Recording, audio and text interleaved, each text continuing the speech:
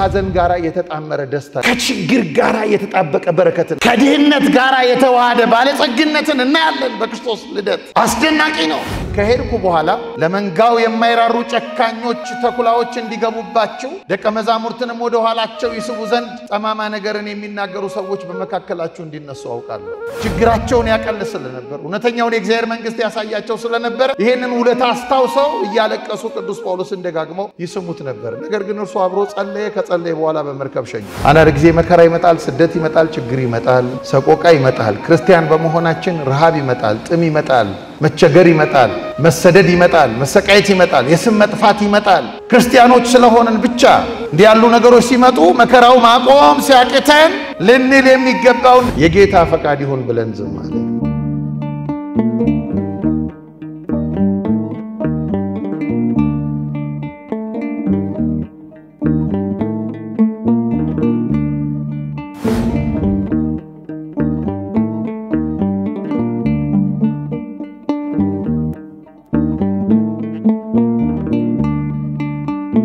ባለፈው ሳምንት የሐዋርያው የቅዱስ ጳውሎስን ሁለተኛውን ሐዋርያዊ ጉዞ ለመመልከት ሞክረናል ዛሬ የሐዋርያው የቅዱስ ጳውሎስን ሶስተኛውን ታላቁን ሐዋርያዊ ጉዞ እናያለን በዚህ ጉዞ ውስጥ የሐዋርያው የቅዱስ ጳውሎስ አገልግሎቱም ጸጋውም እየጨመረ መምጣቱን እናያለን በዛው ልክ ደግሞ መከራውም ትላንትና በሁለተኛውና በመጀመሪያው ጉዞ ከተቀበለው መከራ በላይ መከራው እንዴት እያደገ እንደመጣም ጭምር በጣም አሳዛኝ ታሪኮችን የምናይበት ክፍል ነው የቅዱስ ጳውሎስ ሶስተኛው ሐዋርያዊ ጉዞ የሚጀምረው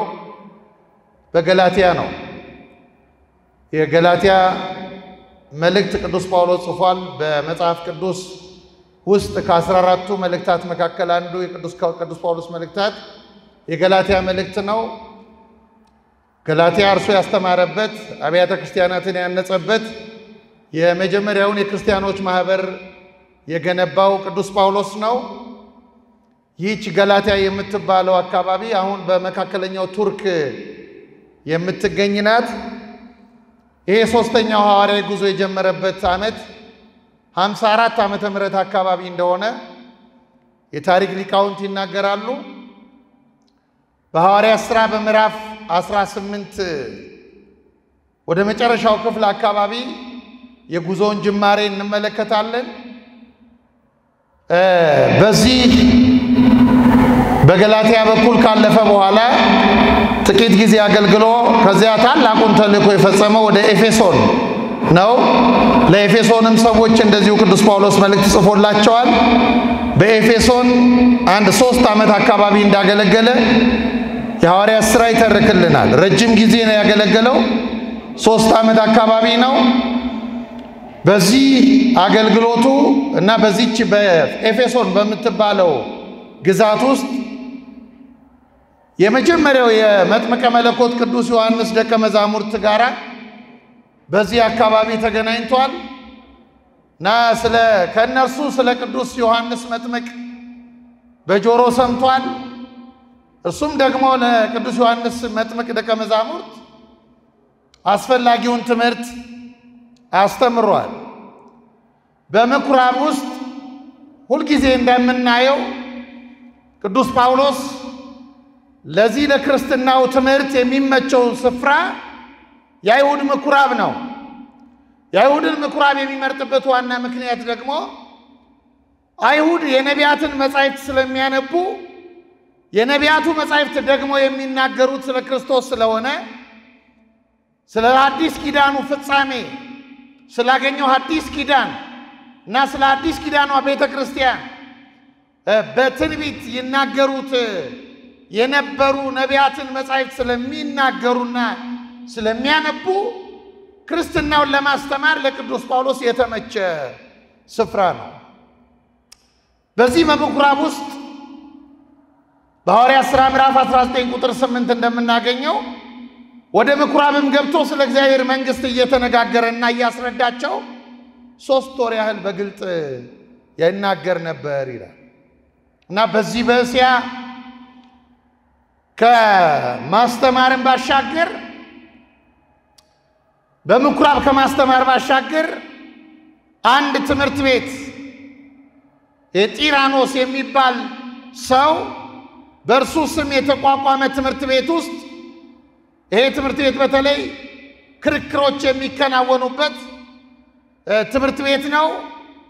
ደጋግመን እንዳነሳ ነው የታላላቆቹ ፈላስፎች እሳቤዎች የሚነሱበትና በእነዚህ እሳቤ እውነታነት ላይ ክርክር ተማሪዎች የሚያደርጉበት ትምህርት ቤት ነው።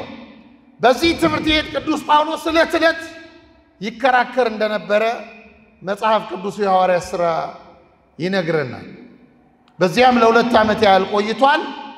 ቅዱስ ጳውሎስ በዚያ ሆኖ ጢሞቴዎስንና ኤራስጦስን ወደ መቄዶንያ እንዲቀድሙ ልኳቸዋል እንዲያስተምሩ።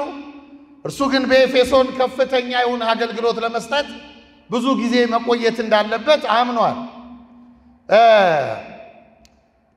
ይሄ ቅዱስ ጳውሎስ በኤፌሶን እያለ የሐዋርያት ሥራን በኤፌሶን እያለ የቆሮንቶስን መልእክት እንደጻፈ ታሪክ የቤተክርስቲያን ታሪክ ይነግረናል። የመጽሐፍ ቅዱስም ሊቃውንት ያስተምሩናል። ቅዱስ ጳውሎስ በዚህ በኤፌሶን እያለ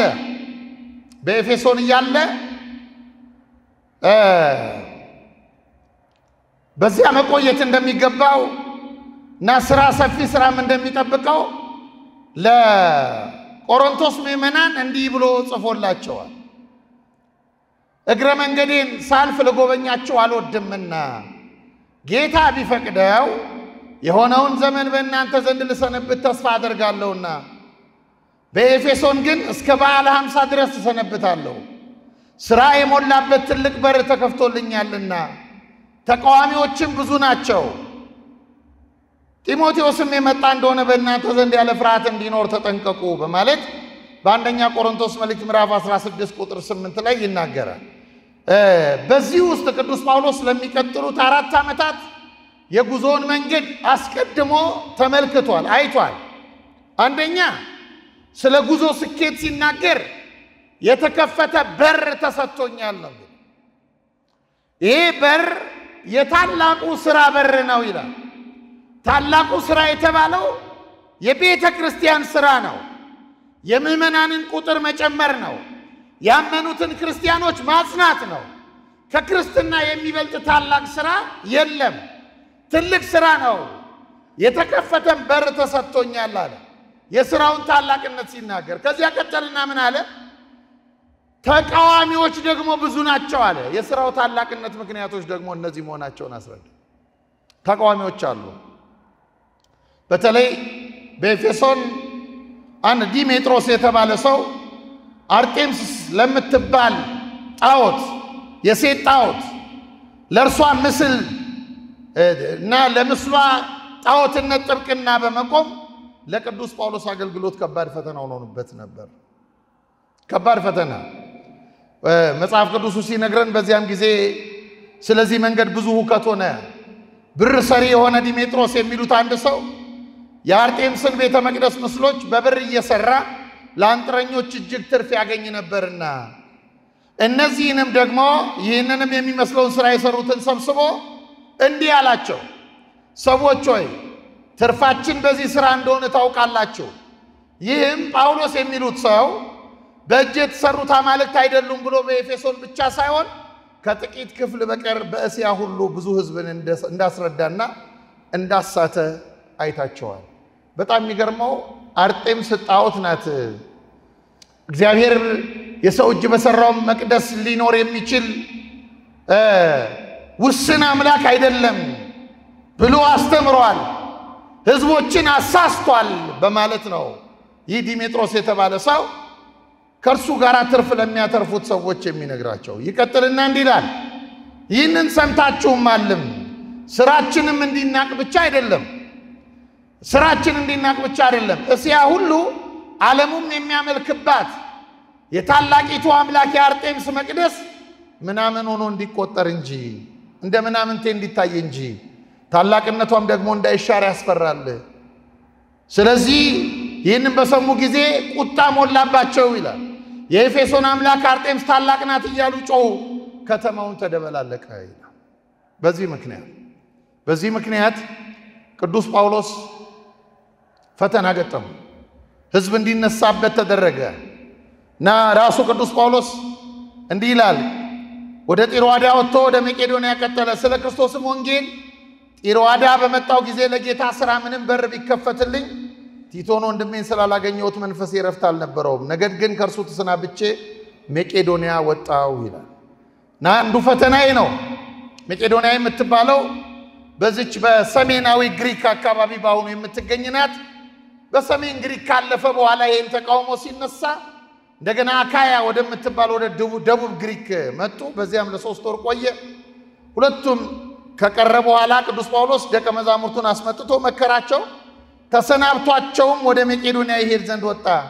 ያንንም ሀገር እያለፈ በብዙ ቃል ከመከራቸው በኋላ ወደ ግሪክ ሀገር መጣ። በዚያም 3 ወር ተቀምጦ ወደ ሶሪያ ሊሄድ ባሰበ ጊዜ አይሁድ ሴራ ስላደረጉበት በመቄዶንያ አልፎ ይመለስ ዘንድ ቆረጠ ይላል ሐዋርያት ሥራ ምዕራፍ 20 ቁጥር 2።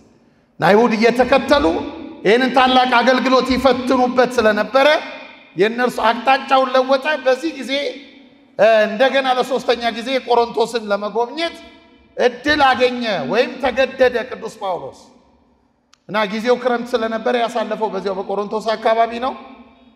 በእንዲህ ይላል ራሱም ቅዱስ ጳውሎስ በመቄዶንያ ሳልፍ ወደ እናንተ እመጣለሁ፣ በመቄዶንያ አድርጌ አልፋለሁና እናንተም ወደሚሄድበት ወደ ማናቸውም ስፍራ በጉዞዬ እንድትረዱኝ ምናልባት በእናንተ ዘንድ ቆይ ወይም ምከርም ይሆናል። ለአገልግሎቱ እርዳታ ያደርጉለታል፣ ምዕመናን ይተባበራሉ፣ በገንዘብ ይረዱታል፣ ያግዙታል። ስለዚህ ይህንን አገልግሎት እናንተ እንድታግዙኝ እገዛችሁን እስካገኝ ድረስ በእናንተ ዘንድ ቆያለሁ ይላል አንደኛ ቆሮንቶስ ምዕራፍ 16 ቁጥር 5 ላይ። በዚያ ነው ጢሮአዳ በምትባል ሀገር የአይሁድ የቂጣ በዓል ወይም አሮጌው ፋሲካ ደርሶ ስለነበረ በዚያ ይህንን በዓል አከበረ ቅዱስ ጳውሎስ።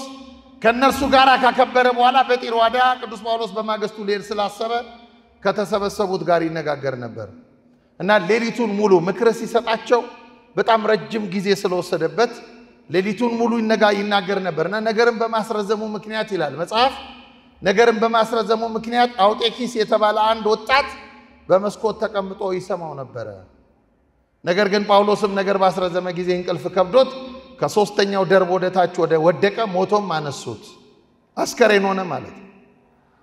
ጳውሎስም ወርዶ በላይ ወደቀ፣ አቅፎም ነፍሱ አለችበትና አትንጫጩ አላቸው። ወጥቶም እንጀራ ቆርሶም በላ፣ ብዙም ጊዜ እስኪነጋ ድረስ ተነጋገረ። እንዲህም ሄደ፣ ብላቴናውም ደህና ሆኖ ወሰዱት፣ እጅግም ተጽናኑ ይላል። በአብዛኞቹ ክርስቲያኖች ፍርሃታቸው ቅዱስ ጳውሎስ እያስተማረ ይሰው ወድቆ እንደሞተ ቢቀር ቅዱስ ጳውሎስ በነፍሰ ገዳይነት ጭምር እንዳይከሰስባቸው መምህራቸው ስለሆነ በዚህ እንዳይከሰስባቸው ይጨነቁ ስለነበር እግዚአብሔር የበለጠ አስደናቂውን ተአምር በማድረጉ ምክንያት እነዚህ ደቀ መዛሙርት ተጽናኑ። ከዚያም ቅዱስ ጳውሎስ ወደ አሶስ ወይም ደግሞ ሜሌጢኒ ወደምትባል ወደ እነዚህ አካባቢዎች ጉዞ አደረገ። እነዚህ አካባቢዎች አሁን የዛሬ ደቡብ ቱርክ አካባቢ የሚገኙ ናቸው። መጽሐፍ ቅዱሱ በጥንት ስማቸው የሚጠራቸው ናቸው። በዚያም ብዙ ቀን መቆየትን አላሰበም። ስለዚህ በዚያ ለሚገኙ ሽማግሌዎች እንዲህ የሚል ትምህርት አስተማራቸው። ወደ እስያ ከገባውበት ከመጀመሪያው ቀን ጀምሮ በትህትና ሁሉና በእንባ ከአይሁድም ሴራ በደረሰብኝ ፈተና ለጌታ እየተገዛው ዘመኑን ሁሉ ከእናንተ ጋር እንዴት እንደኖርኩ እናንተው ታውቃላችሁ። ወደ እግዚአብሔር ዘንድ ንስሐንና በጌታችን በኢየሱስ ክርስቶስ ማመንን ለአይሁድና ለግሪክ ሰዎች እየመሰከርኩ በጉባኤም በየቤታችሁ ማወራላችሁና አስተማርኳችሁ እንጂ ከሚጠቅማችሁ ነገር አንዳችስ እንኳ አላስቀረውባችሁ። እንደ ኑዛዜም ነው የሚናገረው። አሁንም እነሆ እኔ በመንፈስ ታስሬ ወደ ኢየሩሳሌም ይሄዳለሁ። በዚያም የሚያገኘኝ ምን እንደሆነ አላውቅም። ነገር ግን መንፈስ ቅዱስ እስራትና መከራ ይቆይሃል በየከተማው ሁሉ እያለ በየከተማው ሁሉ ይመሰክርልኛል። ነገር ግን ሩጫዬንና ከጌታዬ ከኢየሱስ ክርስቶስን የተቀበልኩትን አገልግሎት እርሱም የእግዚአብሔርን ጸጋ ወንጌልን መመስከር ፈጽም ዘንድ ነፍሴን በእኔ ዘንድ እንደማትከብር እንደ ከንቱ ነገር እቆጥራለሁ። አሁንም እነሆ እኔ የእግዚአብሔር መንግሥት እየሰበኩ በመካከላችሁ የዞርኩ ሁላችሁ ከእንግዲህ ወዲህ ፊቴን እንዳታዩ አውቃለሁ አለ። ዳግመኛ እንደማያዩት ነገራቸው። ስለዚህ እኔ ከሰው ሁሉ ደም ንጹሕ እንደሆንኩ ዛሬ በዚች ቀን እመሰክርላችኋለሁ። የእግዚአብሔርን ምክር ሁሉ ነግሬያችኋለሁና ምንም አላስቀረውባቸውም። በገዛ ደሙ የዋጃትን የእግዚአብሔርን ቤተክርስቲያን ትጠብቋት ዘንድ መንፈስ ቅዱስ እናንተን ጳጳሳት አድርጎ ለሾመባት ለመንጋውና ለራሳችሁ ተጠንቀቁ። ከሄድኩ በኋላ ለመንጋው የማይራሩ ጨካኞች ተኩላዎች እንዲገቡባችሁ ደቀ መዛሙርትንም ወደ ኋላቸው ይስቡ ዘንድ ጠማማ ነገርን የሚናገሩ ሰዎች በመካከላችሁ እንዲነሱ አውቃለሁ። ይህንን ዘመን ተመልክቶታል ቅዱስ ጳውሎስ። እና ተኩላዎች ይገባሉ፣ እረኛ መስለው ይመጣሉ፣ ደቀ መዛሙርትን ወደ ኋላ ይስባሉ፣ በመንጋው መካከል ጠማማ ነገርን ይናገራሉ፣ ከእውነተኛው መንግሥት ሕዝቡን ያወጣሉ፣ ያስታሉ። ይህን አውቃለሁ። ስለዚህ 3 ዓመት ሌሊትና ቀን በእንባ እያንዳንዳችሁን ከመገሰጽ አላቋረጥኩም እና እንዳላቋረጥኩ እያሰባችሁ ትጉ። ለእግዚአብሔርና ያንጻችሁ ዘንድ በቅዱሳን መካከል ርስትን ይሰጣችሁ ዘንድ ለሚችል ለጸጋው ቃል አደራ ሰጥቻችኋለሁ። ብር ወይም ልብስ አልተመኘውም። እነዚህ እጆቼ በሚያስፈልገኝ ነገር ለእኔ ከእኔ ጋር ላሉት እንዳገለገሉ እናንተ ታውቃላችሁ። ማለት ምንም አልጠየቅኳችሁም። የአገልግሎት ክፍያ አምጡ አላልኳችሁም። ብርም ወርቅም አልጠየቅኳችሁም። የእጄ ሥራ ብቻውን እኔንና ከእኔ ጋር ያሉትን ደቀ መዛሙርት ምን ያህል ያግዝ እንደነበር ታውቃላችሁ። እንዲሁ እናንተም እንዲሁ እየደከማችሁ ድዌዎችን ልትረዱና እርሱ ራሱ ከሚቀበል ይልቅ የሚሰጥ ብፁዕ ነው እንዳለ የጌታችን የኢየሱስን ቃል ታስቡ ዘንድ ይገባችሁ ዘንድ በሁሉ አሳየዋችሁ። አርአያ ምሳሌ ሆንኳችሁ ማለቱ ነው። አሳየዋችሁ። ይህንንም ብሎ ተንበርክኮ ከሁላቸው ጋር ጸለየ። ሁሉም እጅግ አለቀሱ። ጳውሎስንም አንገቱን አቅፈው ይስሙት ነበር። ይልቁንም ከእንግዲህ ወዲህ ፊቴን አታዩም ስላላቸው ነገር እጅግ አዘኑ። እስከ መርከብም ድረስ ሸኙት ይላል የሐዋርያት ሥራ ምዕራፍ 20 ቁጥር 19። ከእንግዲህ በኋላ በሕይወተ ሥጋ እንደማይመለከቱት ቅዱስ ጳውሎስ ነገራቸው። ሞቱን ከፊት እያየ ያገለግል የነበረ ሐዋርያ ነው። ግን መምህራቸው ስለሆነ አብሯቸው ስለሰነበተ ይረዳቸው ስለነበር የልባቸውን ቁስል ይፈውስ ስለነበር ችግራቸውን ያቀል ስለነበር እውነተኛውን የእግዚአብሔር መንግሥት ያሳያቸው ስለነበረ ይሄንን ውለታ አስታውሰው እያለቀሱ ቅዱስ ጳውሎስን ደጋግመው ይስሙት ነበር። ነገር ግን እርሱ አብሮ ጸለየ። ከጸለየ በኋላ በመርከብ ሸኙት። ከዚያ በመነሳት ይላል ቅዱስ ሉቃስ ቆስ ሩድ ወይም ጳጥራ የሚባል አካባቢ ተጓዝን ይላል። ከዚያም በመርከብ በቆጵሮስ አቅጣጫ ወደ ጢሮስ የምትባለው የሆኗ ሊባኖስ የምትባለው አካባቢ ናት። መርከቡ በዚያ የሚያራግፈው ሸክም ስለነበረ እንደ ትራንዚት ማለት ነው ስለነበረ ደቀ መዛሙርትን አገኘን። መርከቡ እስኪነሳ ከነርሱ ጋር በዚያ 7 ቀን ቆየን ይለናል ቅዱስ ሉቃስ። የሐዋርያት ሥራ ምዕራፍ 21 ቁጥር 3። ከዚያ በኋላ ነው በዚያ ከቆዩ በኋላ እነርሱ ጳውሎስን ወደ ኢየሩሳሌም እንዳይወጣ በመንፈስ ለመኑት አሉት። ጊዜውንም በፈጸመን ጊዜ ወጥተን ሄድን። ሁላቸውም ከሚስቶቻቸውና ከልጆቻቸው ጋር እስከ ከተማው ውጪ ድረስ ሸኙን። በባህሩም ዳር ተንበርክከን ጸለይን።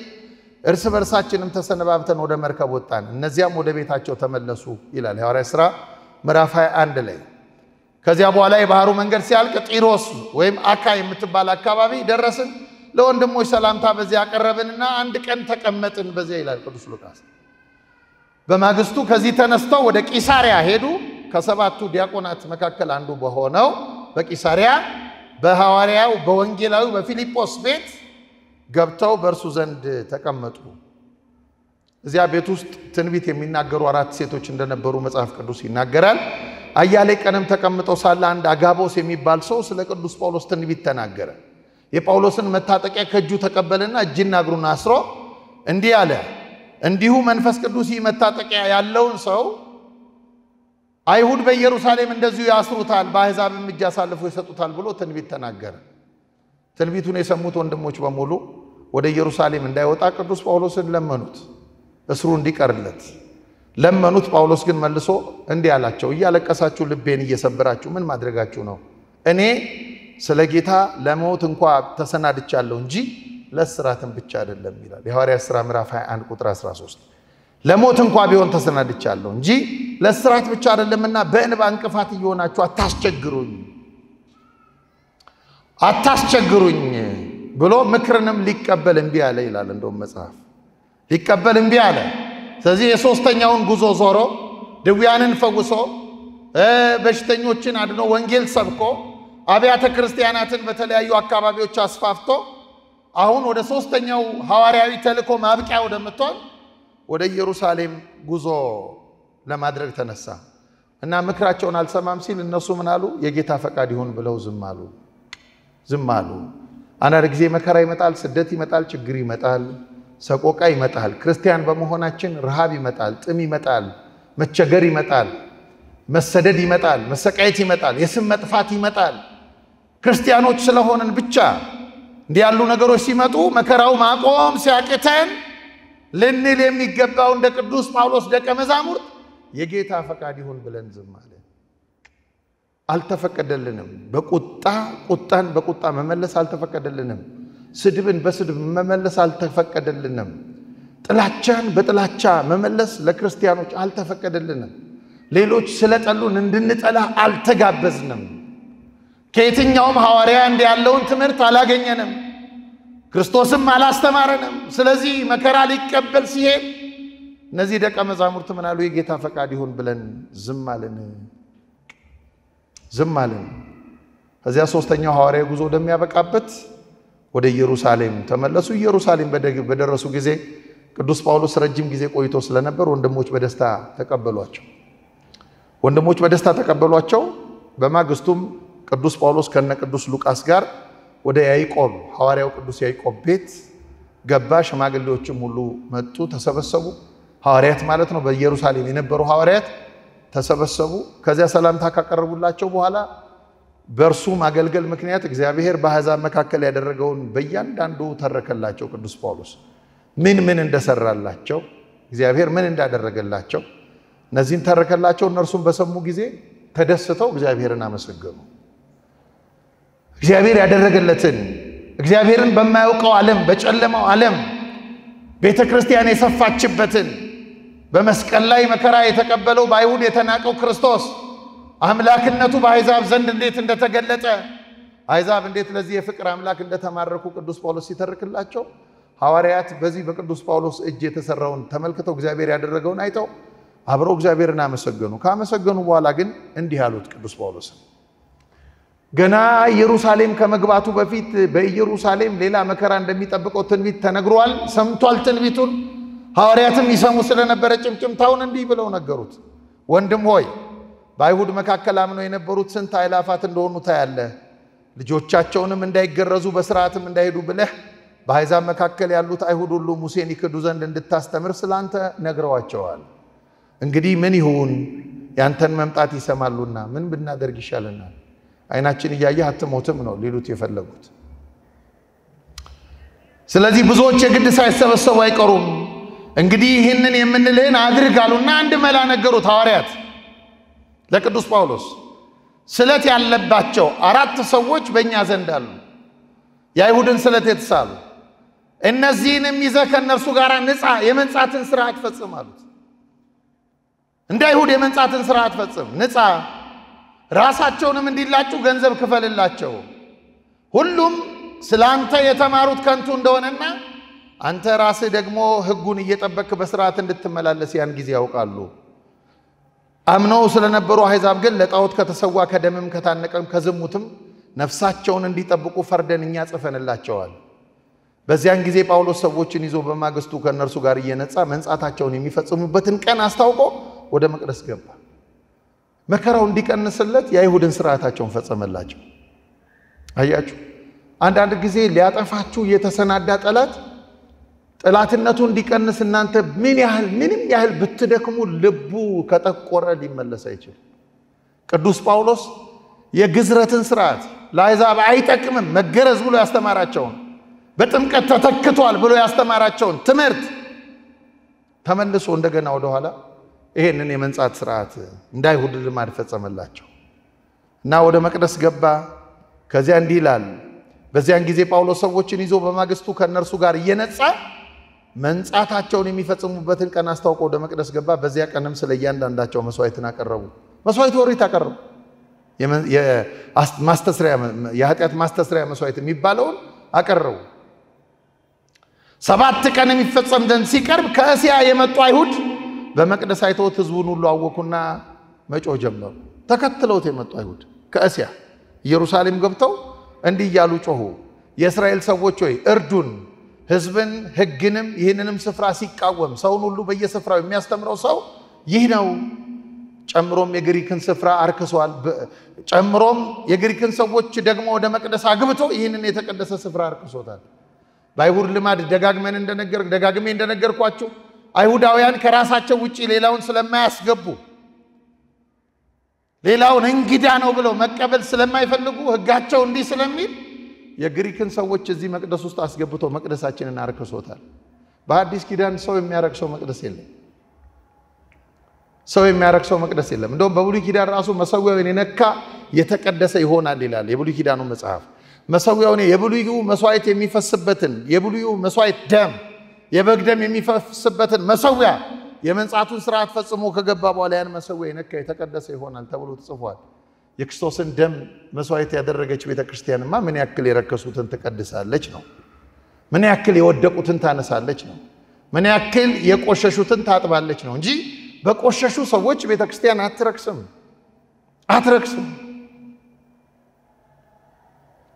ስለዚህ የግሪክን ሰዎች አስገብቶ አርክሷል ብለው እየጮሁ እጃቸውን ጫኑበት። አያችሁ። ከዚያ ቀጠሉና እንዲህ ያሉ፣ በፊት የኤፌሶኑን ጥሮፊሞስን ከእርሱ ጋር በከተማ አይተውት ነበርና ጳውሎስም ወደ መቅደስ ያገባው መስሏቸው ነው እንዲህ ያሉ ሲጮህ የነበሩ። እርሱን ያስገባው የግሪክ ሰው አስገብቷል ብለው። ከተማውም ሁሉ ታወከ፣ ሕዝቡም ሁሉ ተሰበሰቡ። ጳውሎስንም ይዘው ከመቅደስ ውጭ ጎተቱት። ወዲያውም ደጆች ተዘጉ። ሊገድሉትም ሲፈልጉ ኢየሩሳሌም ፈጽማ ታወከች የሚል ወሬ ሻለቃ ዘንድ ወጣ፣ ባለስልጣኑ ዘንድ ወጣ። እርሱም ያን ጊዜ ወታደሮችን ከመቶ አለቆች ጋር ይዞ እየሮጠ ወረደባቸው።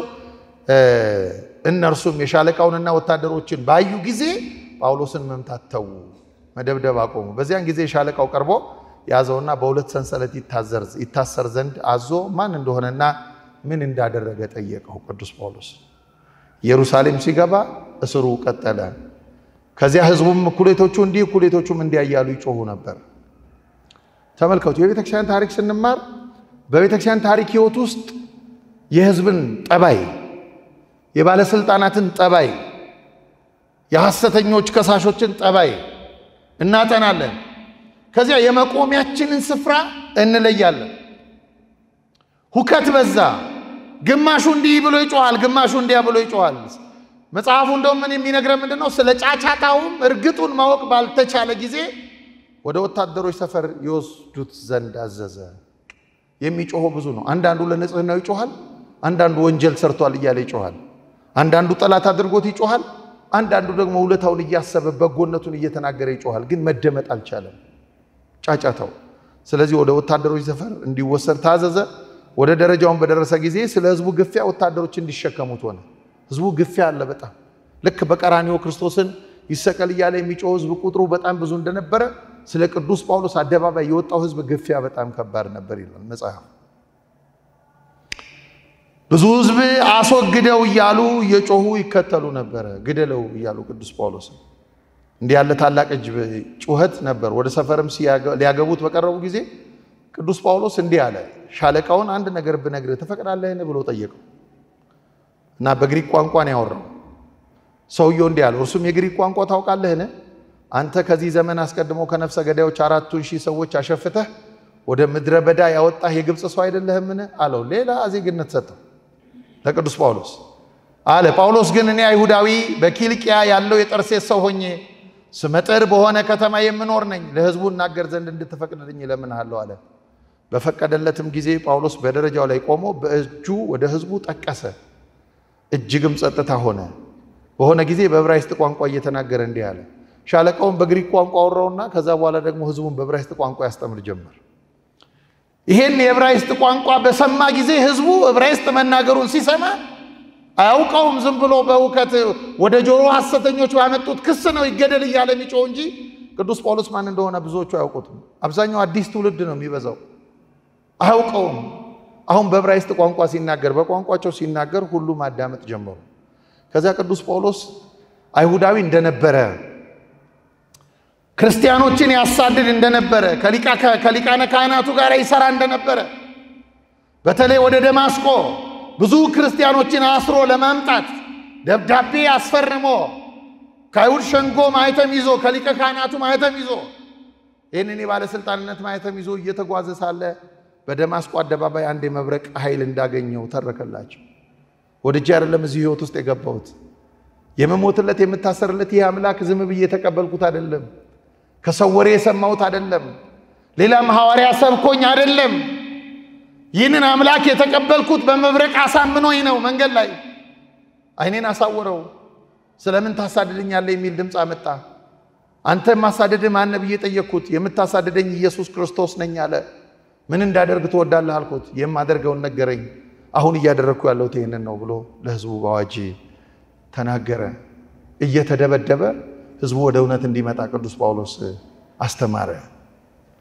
የደበደቡትን ዱላቸውን ረስቶት ወደዚህ ታላቅ ሕይወት እንዲመጡ፣ ወደዚህ ጽድቅ እንዲመጡ፣ ድንጋይ ከመወርወር ራሳቸውን ነፃ አድርገው ስለ ክርስቶስ ድንጋይ የሚቀበሉ እንዲሆኑ፣ ነፍሰ ገዳይነታቸውን ትተው ስለ ክርስቶስ የሚሞቱ እንዲሆኑ፣ አሳዳጅነታቸውን ትተው ስለዚህ እውነት የሚሰደዱ እንዲሆኑ እሱ የተቀበለውን መከራ በመከራ ውስጥ ያለውን ጣፋጭ ሕይወት እውነት ነው። ክርስትና እንዲህ ነው።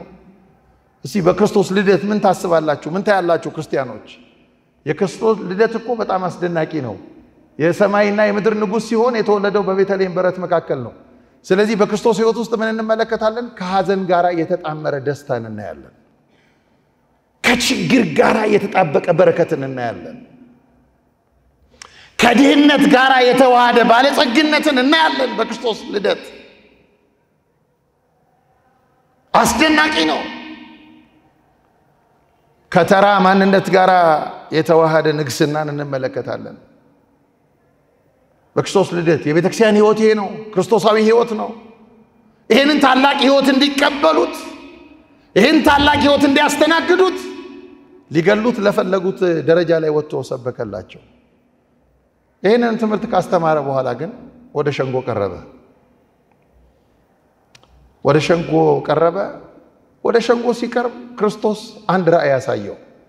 ገና ሞቱ ጊዜ እንዳልደረሰ፣ ገና ወደ ሮም ሊመሰክርለት እንደሚሄድ፣ የሰማዕትነቱ ምዕራፍ በሮም እንደሚያበቃ እግዚአብሔር ነገረው። ይሄንን ሰምቶ ቅዱስ ጳውሎስ ወደ ሸንጎ ቀረበ። በዚህ ጊዜ አይሁድ ቅዱስ ጳውሎስን ለመግደል ተሳሉ ስለት። ሸንጎው የሞት ፍርድ እንዲፈርድበት የሐዋርያት ሥራ ምዕራፍ 23 ቁጥር 12 ጀምሮ ስታነቡ ከጾም ከመብላት ተከለከሉ። ቅዱስ ጳውሎስ ሞት ተፈርዶበት እስኪሞት ምግብ አንበላም አሉ። ሰው ለጽድቅ ይጾማል እንጂ ሰው እንዲሞት እንዴት ይራባል? ሰው ለሰው ሞት እንዴት ይራባል?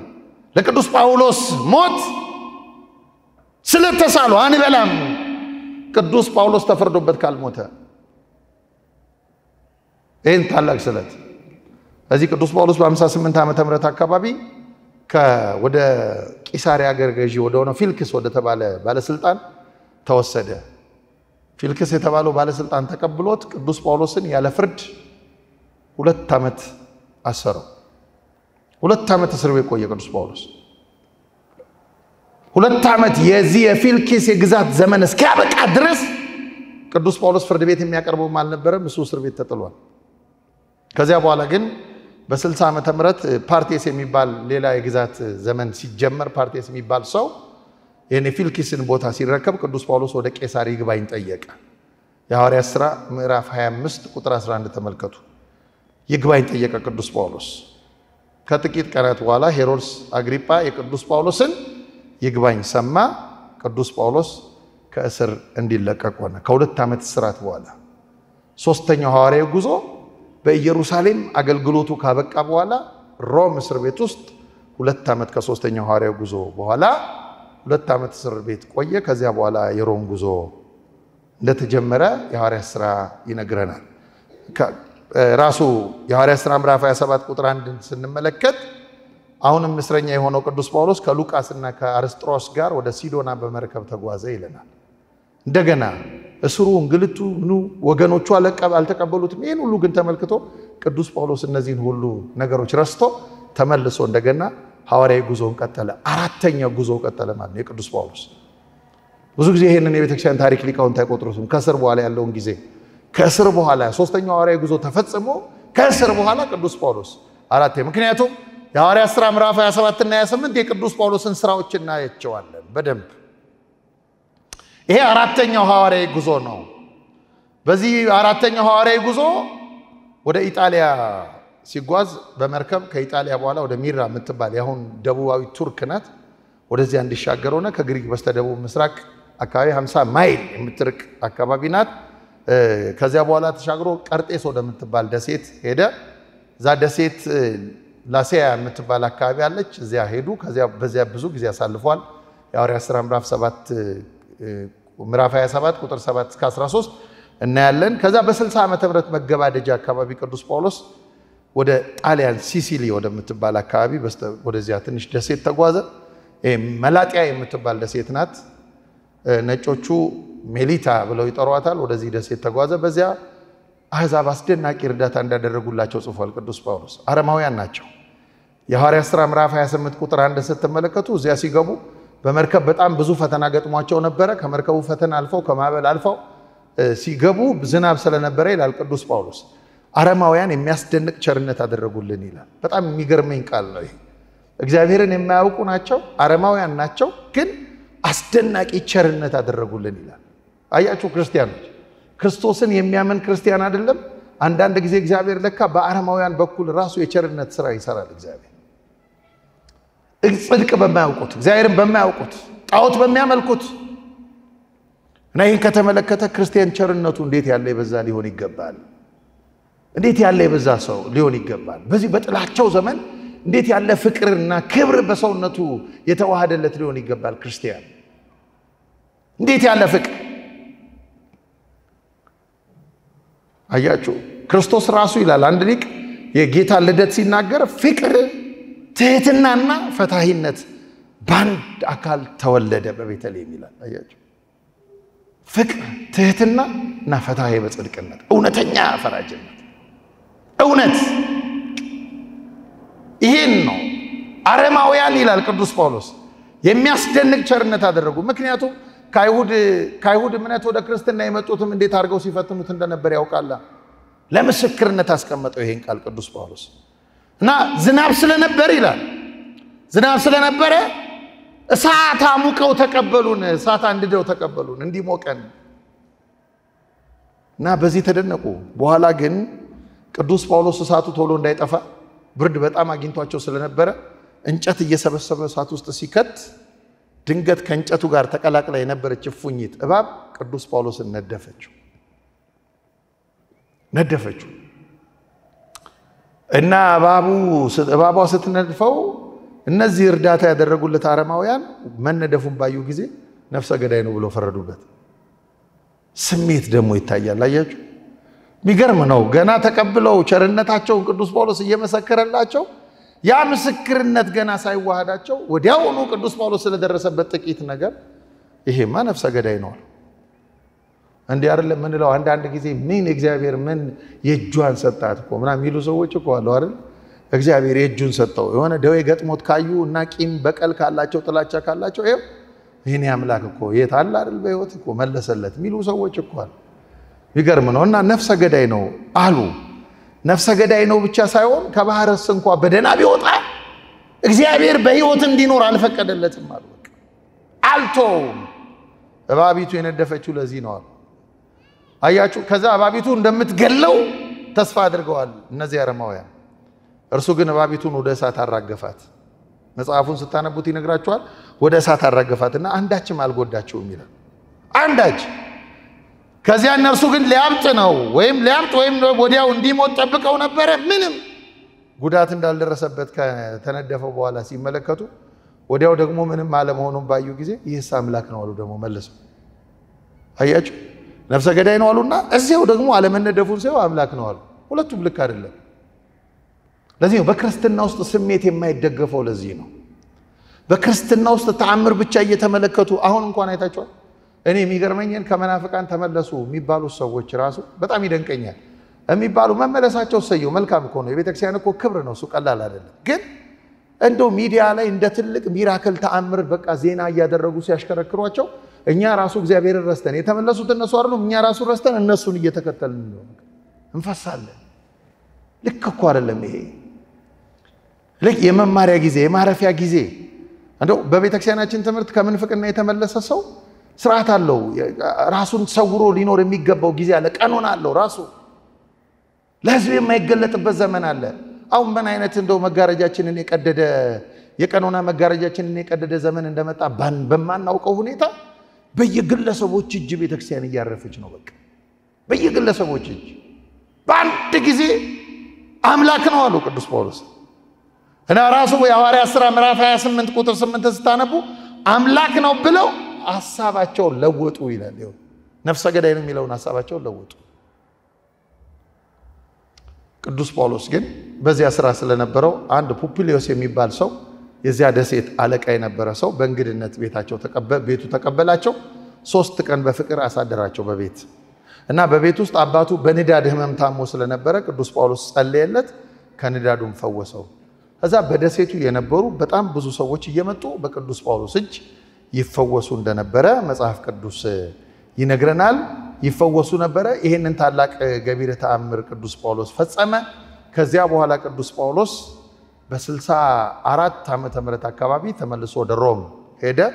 በሮም ጥቂት ጊዜ ምስክርነት ሲሰጥ ከቆየ በኋላ በኔሮን ቄሳር አማካኝነት ቅዱስ ጳውሎስ አንገቱን በሰይፍ ተቀልቶ በ68 ዓመተ ምህረት ሐምሌ 5 ቀን አረፈ። የዚህ ሰማዕትና ሐዋርያ በረከት በሁላችን ይደርብን። ቅዱስ ጳውሎስ ካረፈ በኋላ የቅዱስ ጳውሎስ ሕይወት የቤተ ክርስቲያን ሕይወት ስለሆነ አገልግሎቱ የሚቀጥል ስለነበረ አንድ ታላቅ አባት ቀሌምንጦስ ዘሮም የሚባል ታላቅ አባት እንዲህ ይላል። በምስራቅና በምዕራብ ከሰበከ በኋላ ለዓለም ሁሉ ጽድቅን አስተምሮ በእምነቱ መልካም ስም አተረፈ። መልካም ስም ቅዱስ ጳውሎስ ስሙ መልካም ነው። አተረፈ አለና ከዚያ በኋላ አለ በምስራቅም በምዕራብም በዓለም ሁሉ ሰብኮ አስተምሮ ይህንን ታላቅ ጽድቅ እስከሰብኮ በእምነቱ መልካም ስምን ካተረፈ በኋላ በከበረ ሰማዕትነት አረፈ ብሎ ቅዱስ ጳውሎስን ቀሌምንጦስ ዘሮም ከሐዋርያው ቅዱስ ጳውሎስ ቀጥሎ የተነሳ ከሐዋርያን አበው መካከል አንዱ ነው። ከሐዋርያት ደቀ መዛሙርት መካከል ያለ አባት ነው። ይህ አባት ከቤተክርስቲያን በ81 ቅዱሳት መጻሕፍት ውስጥ ከተቀበለቻቸው የሐዲስ ኪዳን መጻሕፍት መካከል አንዱ ጸሐፊ ነው። ይሄ ቅዱስ ቀሌምንጦስ ዘሮም ይህ አባት በሰማዕትነት ማረፉን ቅዱስ ጳውሎስ ይነግረናል። መጽሐፍ ቅዱሱ ግን የሐዋርያት ሥራ ምዕራፍ 28 ስትመለከቱ ምዕራፍ 28 ስትመለከቱ ቅዱስ ጳውሎስ በመጨረሻው ዘመን አገልግሎቱን በመልካም መንገድ እየፈጸመ በሰላም ኖረ ብሎ ነው የሚዘጋልን። የሐዋርያት ሥራ እንዲህ ብሎ የሚዘጋው ቅዱስ ሉቃስ እንዲህ ብሎ የሚዘጋው ለምንድነው? የቅዱስ ጳውሎስ አገልግሎት የአንድ ግለሰብ አገልግሎት ሳይሆን የታላቂቱ የክርስቶስ ቤተክርስቲያን አገልግሎት ስለሆነ የቅዱስ ጳውሎስን ረፍት ሳይገልጠው የአገልግሎቱን የፍጻሜ ከዛ በቅዱስ ጳውሎስ የተጀመረው አገልግሎት በሌላ ሐዋርያ ሳይለወጥ የሚቀጥል ስለሆነ የቅዱስ ጳውሎስን ረፍት የሐዋርያት ሥራ አልነገረንም። ነገር ግን በገድለ ሐዋርያትም በዜና ሐዋርያትም ደግሞ እነዚህም ታላላቆቹ ሐዋርያን አበው የቅዱስ ጳውሎስ ረፍት በኔሮን ቄሳር አማካኝነት ከቅዱስ ጴጥሮስ ጋራ በሮማ አደባባይ አንገቱን በሰይፍ ተቀልቶ እንዳረፈ በከበረ ሰማዕትነት እንዳረፈ ነግረውናል። የቅዱስ ጳውሎስ ይሄ ታላቅ አገልግሎት ሲቋረጥ 14 በዚህ ታላቅ 4 ጉዞዎች አማካኝነት ዞሮ አስተምሮ ቤተክርስቲያንን ከመትከል ባሻገር መላው ዓለም ላይ ያለች የኢትዮጵያ የኦርቶዶክሳዊት ቤተክርስቲያን የምትጠቀምበትን 14 መልእክታትን ጽፎ የመጽሐፍ ቅዱስ መድብል ከፍ እንዲል ማድረግ ከቻሉ ቅዱሳን አባቶቻችን መካከል አንዱ ነው። የዚህ ታላቅ አባት በረከት በሁላችን ይደርብን።